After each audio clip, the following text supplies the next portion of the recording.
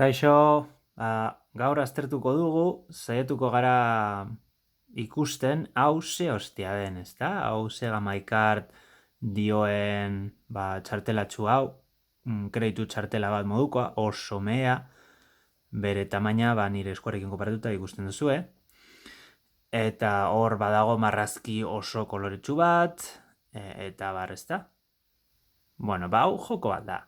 Baina, zer da markiru hori? Markiru izan zen Master Systemen izena Japonian.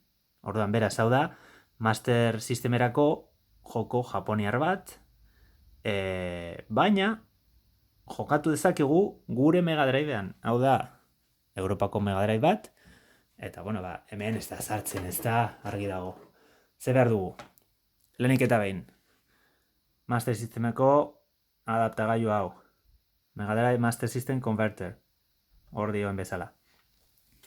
Hemen ipintzen dugu. Kontrolagailu edo aginte bat. Hemen Master Systemeko bat. Eta, orain ja, txartela hemen sartu dezakegu. Kontsola pizten dugu.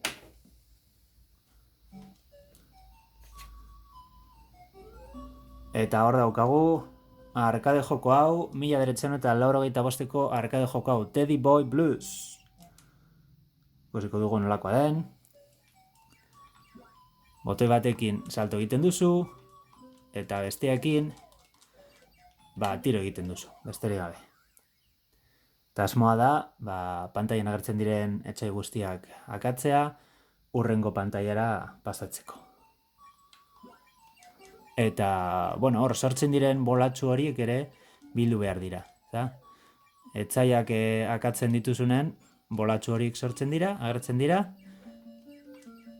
eta bueltaka hasten dira pantaila osoan zehar, eta topatu, bilatu behar duzu.